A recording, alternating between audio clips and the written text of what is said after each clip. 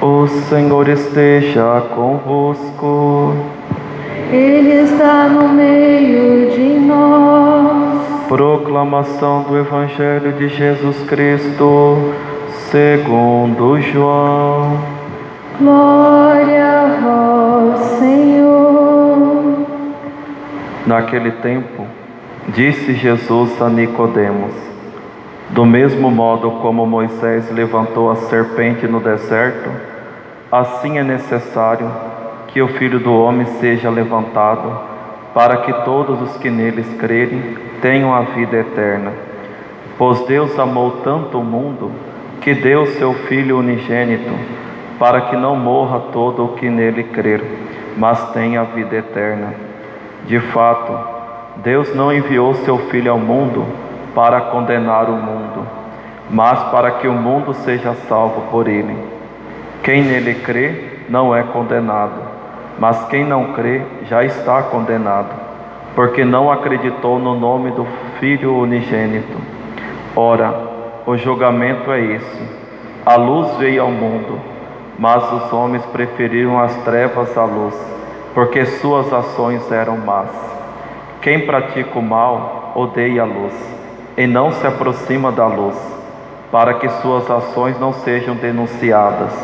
Mas quem age conforme a verdade, aproxima-se da luz, para que se manifeste que suas ações são realizadas em Deus.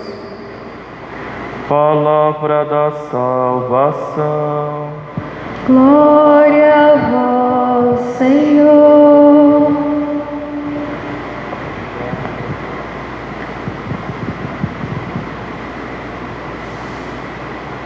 Louvado seja nosso Senhor Jesus Cristo.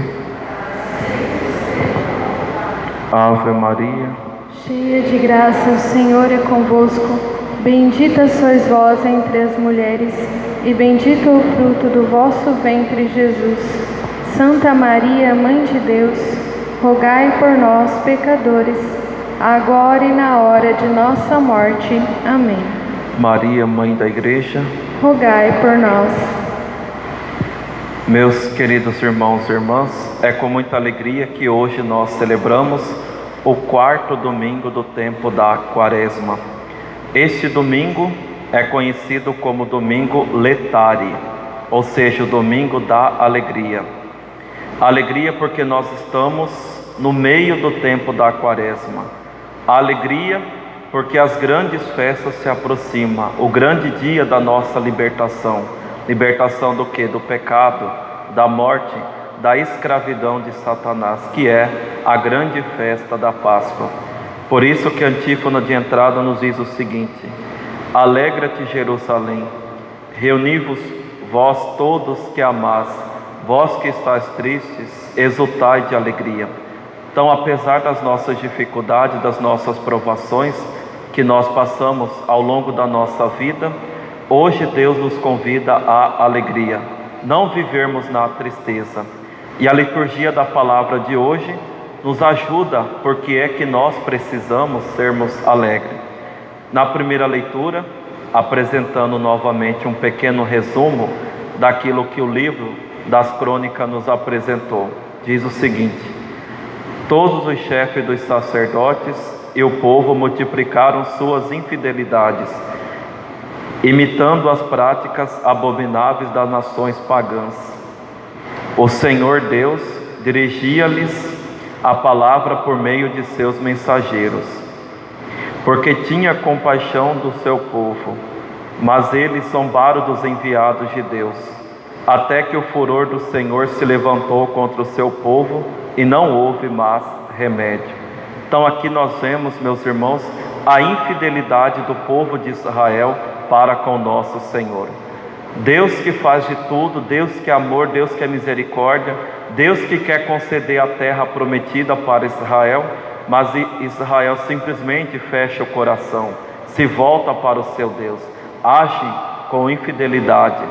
Alguns autores, até alguns santos, usam esse termo de prostituta.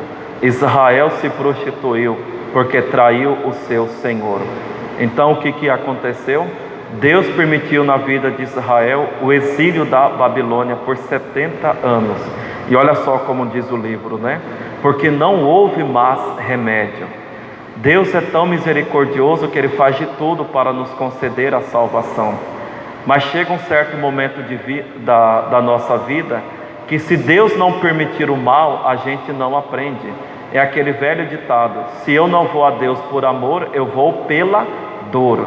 Porque é o que aconteceu com o filho pródigo. Tinha tudo dentro da sua casa, era feliz, mas chegou lá: pai, dá-me a parte que me cabe da herança. O pai deu. Por quê? Porque Deus nos criou com liberdade.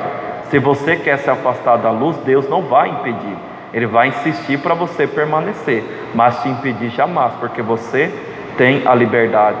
Ele sai, e quando ele está lá na miséria, no fundo do poço, depois que mergulhou no pecado, viu que o pecado não traz a verdadeira felicidade, ele se arrepende e ele volta para a casa do pai.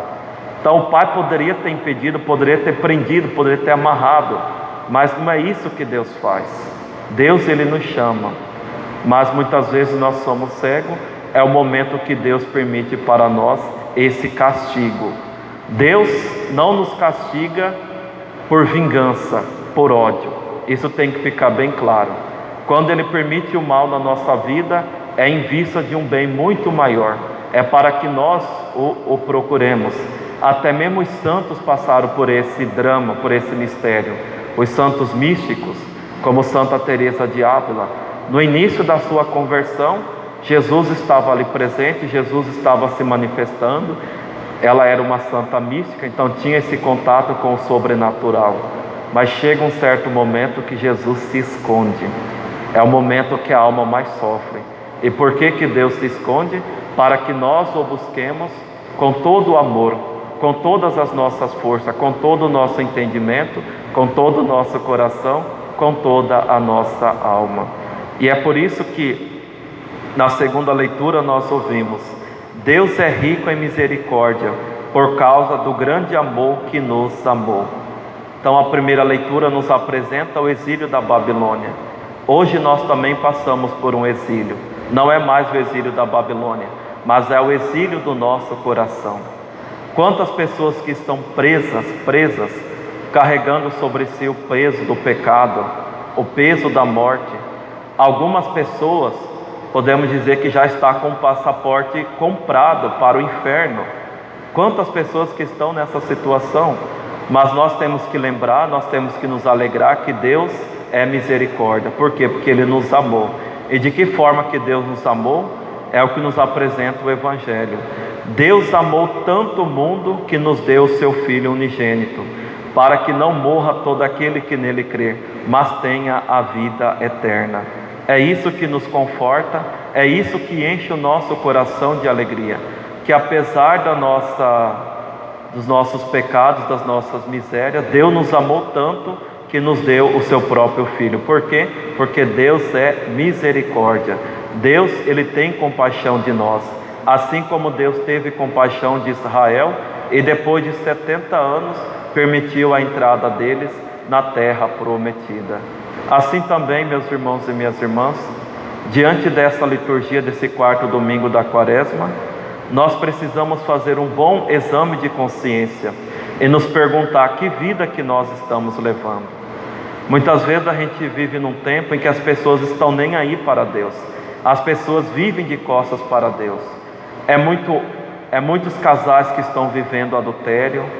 É muitas mulheres que engravidam e depois está lá abortando a criança. Tudo isso é virar as costas para Deus. É muita gente arrogante, prepotente. É muitas pessoas que não se deixam ser corrigido. Quando a igreja lança uma nota, a pessoa não aceita. Quando o padre prega alguma coisa, a pessoa não aceita. Quando o papa, o bispo não aceita, a pessoa está certa. Tudo isso são pecados.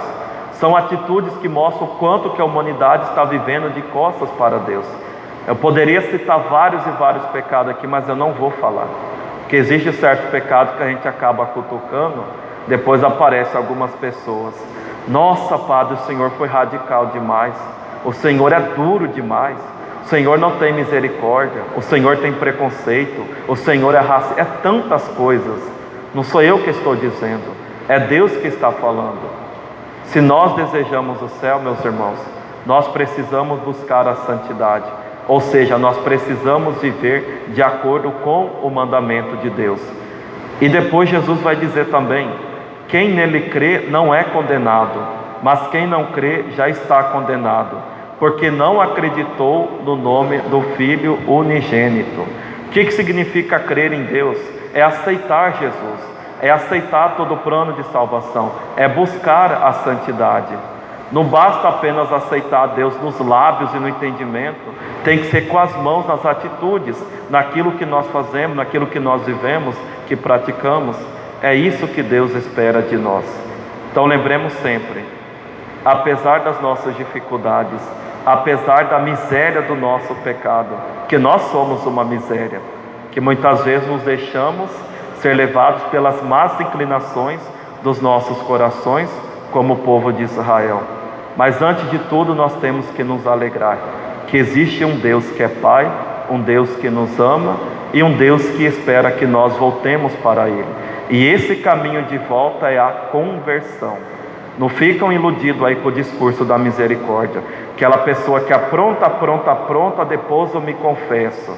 Deus é misericórdia. Toma cuidado, toma muito cuidado.